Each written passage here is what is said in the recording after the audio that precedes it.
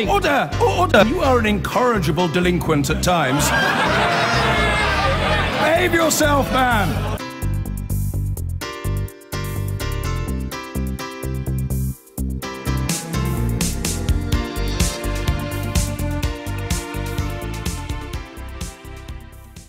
Now, compared to the 2015 election, when the deficit dominated, the budget deficit, remember that? Yeah, me too. There's been relatively little discussion of the public finances during this campaign. That's not because the deficit has disappeared. It's still there, though it's a third of the size that it was in 2010. So we thought we'd remind you of where the two main parties stand when it comes to the economy and how they plan to balance the nation's books. The Conservatives have said their plan is to eliminate the budget deficit by 2025, 10 years from their original deadline. They've ruled out a rise in VAT, but have made no specific pledges on national insurance contributions or the rate of income tax.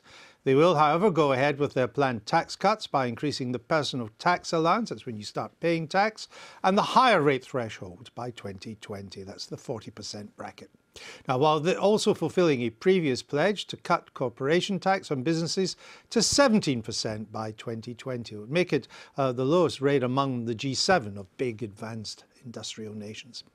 Labour's plan is to spend $25 billion a year on infrastructure, a policy that could boost growth, at least in the short term, but would, of course, add to the national debt. They've gone further than the Conservatives in promising no increases in national insurance, as well as no rise in VAT.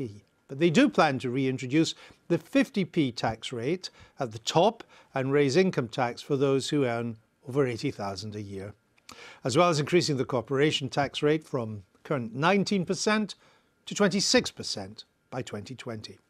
Now, both parties have also said that they'll be looking at changes to other major taxes after the election. The Conservatives are also promising a review of business rates to take a better account of online businesses, although the party's previous attempts to reform business rates have proved controversial. While Labour is quoting controversy of its own, it's promising a review of council tax and business rates and suggests instead what's known as a tax on the value of the land that your property is on. Let's pick up on that last idea, because it hasn't had much publicity, David Lammy. It's a land value tax to replace council tax and business rates. Do you approve of that? Actually, in the book that I wrote after the 2010 election, I refloated the idea of a land value tax for two reasons. One, because actually at the moment we've got the council tax, which is effectively our tax on property. It has not been revalued since 1991, and that is, I think, grossly unfair. Two, because here, if you're serious about the north-south divide, here in the south of England, effectively, there are people making more on their home in a year than people get paid. So if you like, if you're able to play the lottery of land, and that is the case for those of us of a certain age who bought property 20, 30, 40 years ago, or those who inherit from their parents, you can make huge gains. And so for that reason, it's right to look at land. North-south divide, so you can redistribute money in a more effective way. The third reason is the amount of people buying property from overseas, again here in London, and we need a better formula for taxing those individuals. Right, but it could mean that ordinary people in not very expensive homes, particularly in London and the South East, could end up paying a lot more. I mean, we've had no details of how this land value tax would be calibrated, but even assuming it's very small, 2–3%, you could end up paying 2–3 times as much per year as you currently do on council tax. Well, it's about fairness, and in a sense, are we going to stick with a council tax where the bands have not been re-looked at for 26 years, or should we consult and looking at something different? I think the manifesto simply says, let's have a look. Oh, no, I understand that, and I did say we've got no details, but any calculations I've seen involve people whose council tax at the moment may be £1,000 a year, £1,200. Under this formula, even on modest land value taxation assumptions, it goes up to 2, 3, maybe even 4,000 a year for ordinary families. My view is that the current system is unfair on young people. It's unfair on people beyond London and the South East. But would it be fair to increase on very, people who are not very well off? Foreign bias. Would That's it be my unfair view. to increase, to double or treble their local taxes? Would that be fair? I don't recognise that. It's about... Well, you haven't done the work. No, come on. This is large. The burden of this will fall on some very rich people in London. No, the burden will fall on everybody. That's how it works. How do you end up paying more? Unless you rent. I was in Yorkshire yesterday, in places like Halifax and Wake. How do they end up paying more exactly under this scheme? Of course they don't. Well, it depends what you set it at. Come on. And particularly in London and the South East, they would pay more. In London and the South East. Yeah, right. So, including your constituents. Not my constituents in Tottenham. Yes, they would.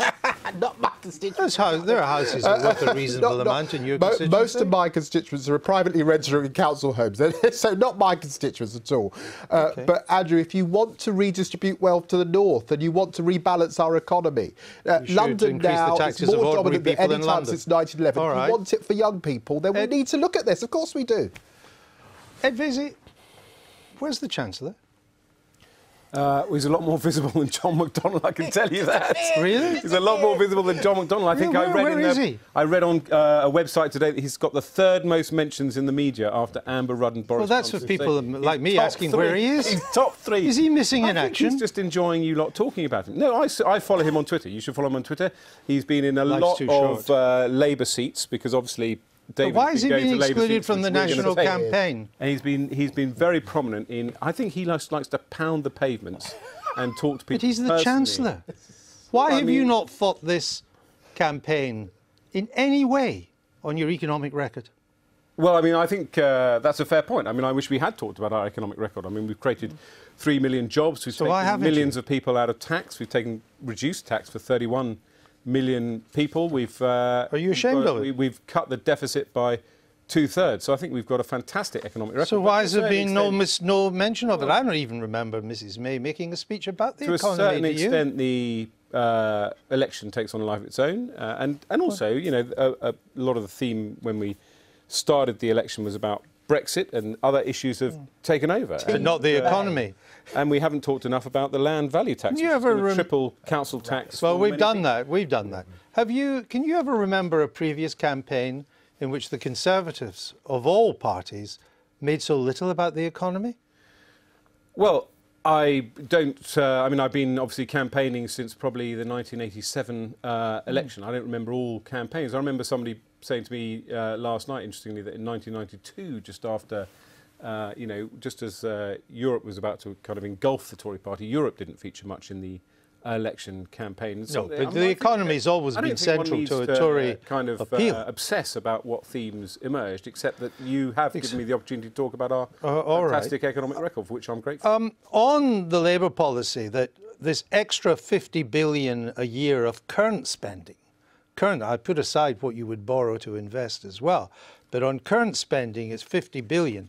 And it will come only, you'll be able to raise it all, you claim, simply from companies and the rich, or at least the much better off.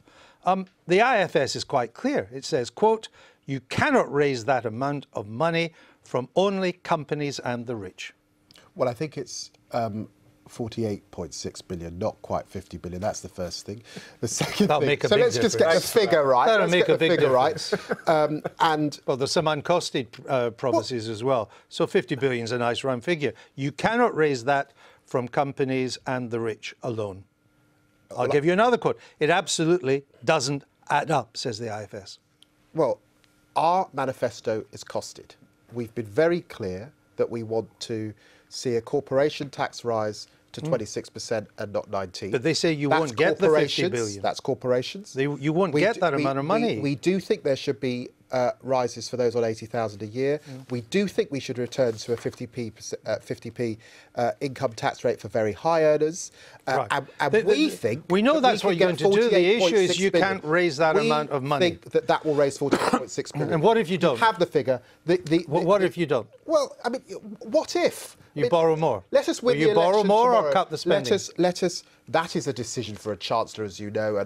I just got one more question for Ed Vaizey. I mean, maybe one of the reasons you haven't talked too much of the economy is what's been happening to public sector pay. It's now at its lowest in relation to private sector pay since the government started collecting data. It now looks pretty bad that if there is any economic success you're claiming, and I say if there is, it looks like public sector workers are still feeling the pinch and bearing the brunt. Well, I think, as I say, not only have we created 3 million jobs, but we've taken a lot of people completely out of tax. We've raised the tax threshold for people on lower incomes and, of course, introduced the national minimum wave, increased the national minimum wave and introduced and squeezed public sector pay. There have been a lot of initiatives to help people on lower pay. But I think our economic record stands for itself. And I think one of the reasons perhaps we haven't talked about it is we did take a leaf out of David Lammy's book, and we're looking to the future, and the future is about issues like Brexit, where it's a choice between Theresa May negotiating Brexit or Jeremy Corbyn. We've got 5 million people in Britain not even making a living wage. They've got poorer. We need to move on. I've been getting away with it all my